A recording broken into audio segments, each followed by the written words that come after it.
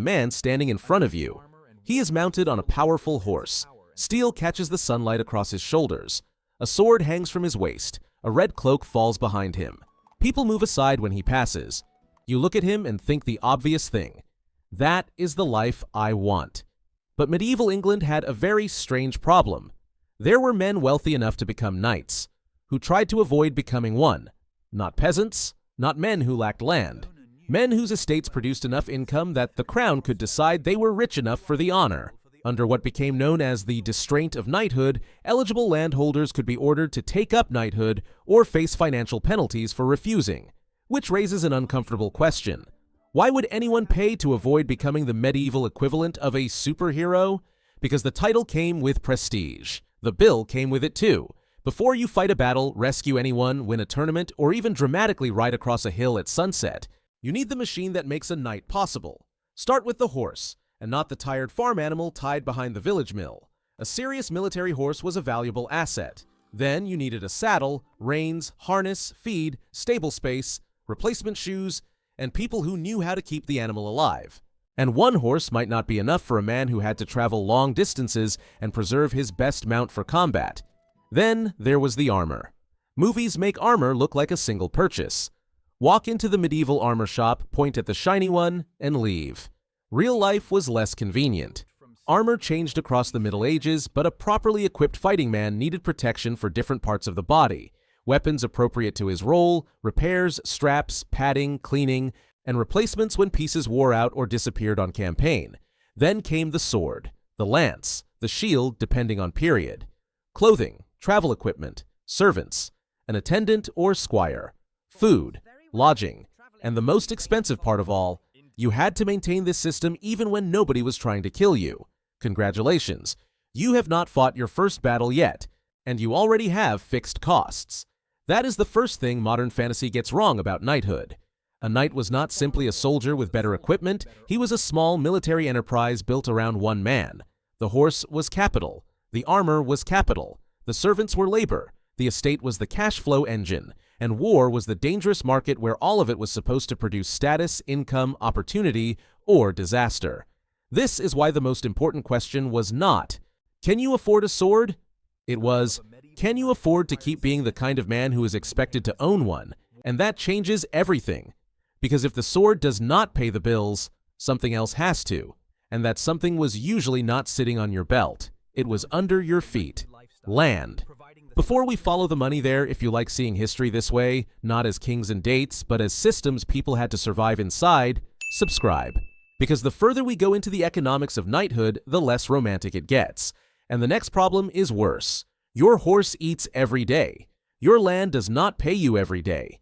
If you wanted to understand the finances of a medieval knight, you would make a mistake by staring at his sword. You should look past him, past the horse, past the castle wall, and look at the fields, because the real engine behind elite military life was land and the income attached to it. A knight needed resources before he could perform the role expected of him. Agricultural rents, dues, rights, estates, family wealth, patronage, and later forms of paid military service could all feed into that system. The exact mix changed across time and place, but the economic principle remained brutally simple. Steel consumes cash. Land produces it. Imagine your estate as a medieval company. You have fields growing grain, tenants paying rent or dues, animals that can be sold, mills, woods, grazing rights, or other local sources of income. From the outside, you look rich because you own land. But land is not the same thing as cash. That distinction matters. A modern billionaire can own a company worth billions and still need liquid money to pay salaries tomorrow. A medieval landholder could face the same basic problem in a much dirtier pair of boots. Your wealth might be measured in acres. Your bills arrive in coin. A bad harvest does not care that your family has a prestigious name. A tenant who cannot pay does not care that your grandfather fought for a king. A sick horse still needs attention. A damaged harness still needs replacing. Your household still needs food. And your social position creates another expense that is much harder to calculate. Expectation. A knight could not always behave like the poorest man in the village just because it was a bad month. Status had to be performed. You needed the appropriate clothing, the right equipment, hospitality for the right people, retainers, travel, gifts, attendance at important events, connections with men more powerful than you. In other words, part of your wealth had to be spent proving that you were wealthy enough to belong where wealth was made. That creates a dangerous loop. Land gives you status. Status creates obligations. Obligations consume income. So you need the land to keep producing. And if it does not, you do not suddenly stop being a knight for the winter. The costs remain. This is why the image of the knight as a man who simply owns a castle and goes to war hides the more interesting reality. His life could be asset-rich and cash-poor. You might possess land, animals, armor, rights, and a respected name while still worrying about the next campaign, the next payment, the next harvest, or the next expensive surprise. And now the economics begins to explain the strange men who resisted knighthood. The honor was not free. It announced that you belonged to a class capable of bearing certain costs. It could bring access, prestige, and opportunity. But it also told the world that you were now expected to live like someone who could afford them. So where do you go when the estate is not enough? You do what people have done for thousands of years. You look for another source of income. And for a medieval fighting man, one of the most obvious places was war. That sounds insane today. War destroys wealth. And it did then too. But for the right man, under the right circumstances, it could also create it. Wages, patronage, spoils, captured equipment, captured horses, advancement, connections, and one opportunity so profitable that it changes the way you should imagine a medieval battlefield. Because sometimes the most valuable thing standing in front of you was not the horse. It was not the armor, it was the man wearing it. Now the knight finally looks like the knight from the stories. You ride out with an armed retinue. Banners move in the wind. Men check straps, sharpen blades, adjust helmets, and try not to think too hard about what is waiting on the other side of the field. This is the part where modern movies focus on courage. We are going to focus on the invoice. A military campaign could offer a knight something his estate could not always. Provide quickly, opportunity. Depending on period, kingdom, employer, and type of service, a fighting man might receive wages, gifts, patronage, a share of spoils, or future rewards from a lord who needed capable soldiers. But there was another potential source of wealth: prisoners. In later medieval warfare, especially in conflicts such as the 100 Years' War, capturing a valuable enemy alive could become a business transaction. Think about how strange that is. You charge into battle trying to defeat another armored man. Then, the moment he is under your control, his economic identity changes. He is no longer just an enemy. He has a family, an estate, friends, a lord, a title, connections, and, potentially, people willing to pay to get him back. Suddenly, the most important question is not, can I kill this man? It is, who is this man? A nameless foot soldier might have little ransom value. A wealthy knight might be worth far more.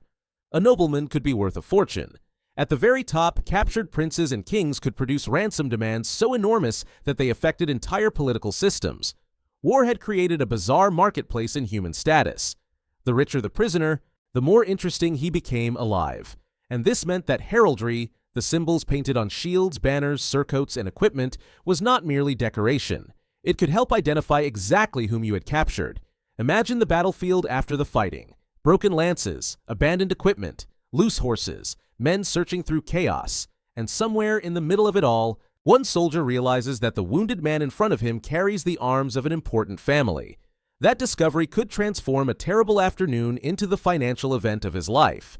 This is where the economics of knighthood becomes almost impossible to separate from gambling. You invest heavily before the campaign: horse, equipment, men, travel, time away from your estate. Then you enter an environment where the upside can be enormous, and the downside can erase everything. A. Captured horse can be profit. Your horse dying is a loss. Enemy armor can be valuable. Your armor being lost is a loss. A prisoner can pay a ransom. You can become the prisoner.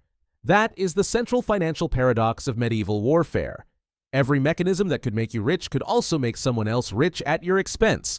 So imagine our knight from the beginning again. The polished armor, the horse, the red cape, the castle behind him.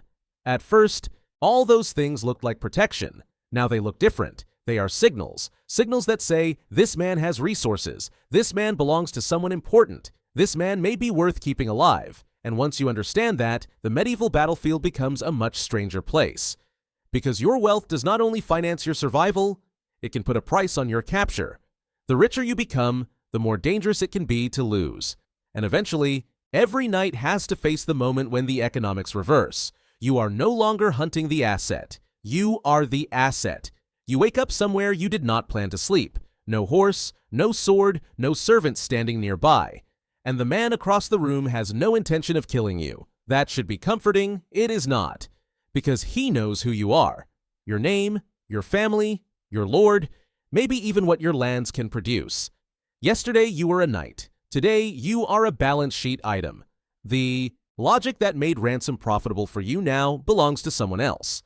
A captor had an incentive to keep a valuable prisoner alive, identify him correctly, and negotiate a payment. For the prisoner, that could begin a second battle. One fought with letters, guarantees, relatives, intermediaries, property, credit, promises, and time. And suddenly, all your wealth becomes relevant in the worst possible way. The land you were proud to own? It may be what makes people believe you can pay.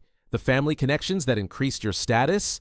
They become the network expected to find money. The title that opened doors? It can raise expectations about your value. You wanted to be important. Congratulations. Now your captor agrees. This is where the romantic image of medieval status collapses completely. Wealth could protect you from some forms of hardship, but wealth also created obligations and made you legible to the system. A poor man might lose almost everything in a battle because he owned almost nothing. A wealthy knight could survive the battle and then spend years dealing with the financial consequences. Ransom was only one risk. Your horse could die, your equipment could be damaged or captured, your retinue could shrink, you could return wounded and unable to campaign, your estate could have suffered while you were away.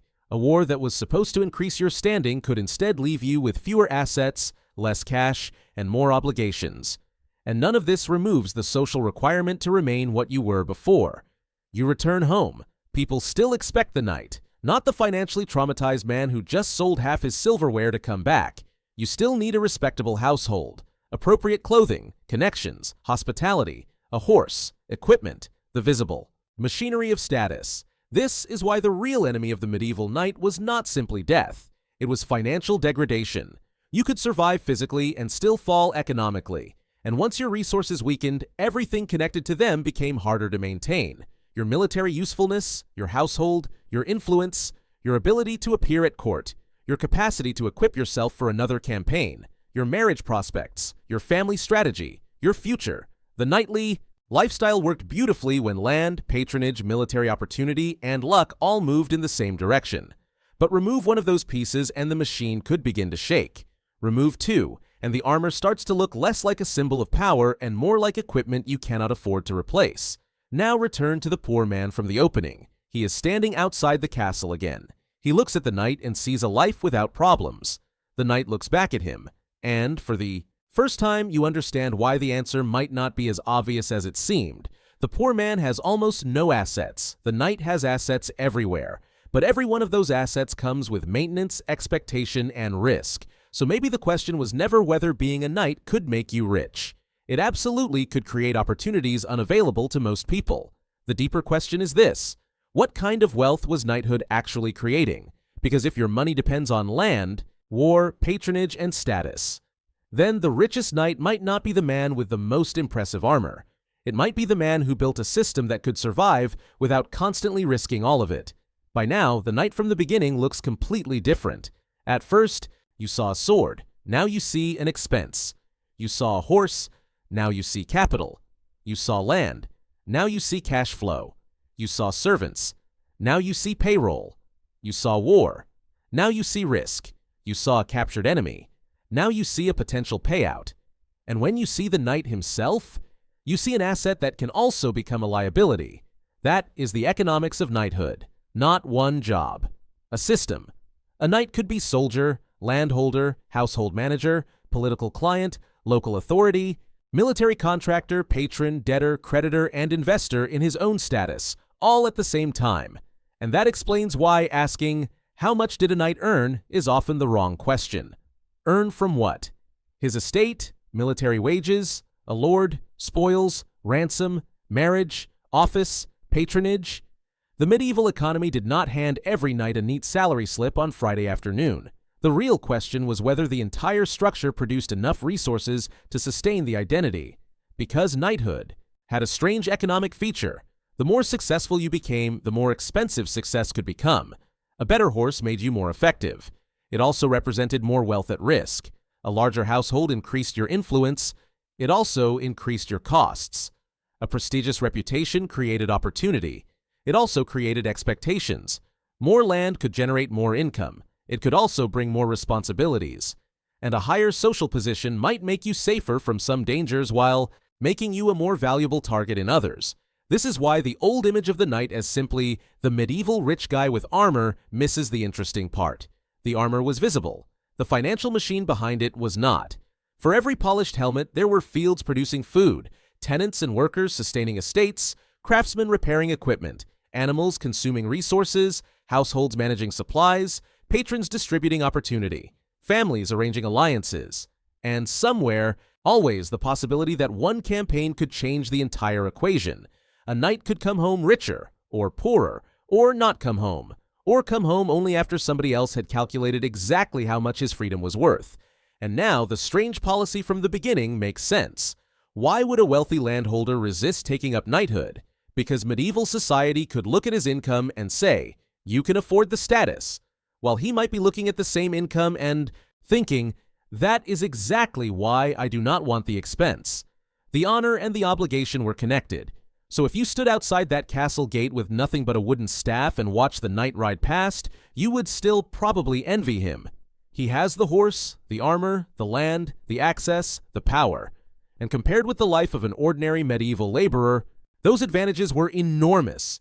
But now you know what the thumbnail does not show.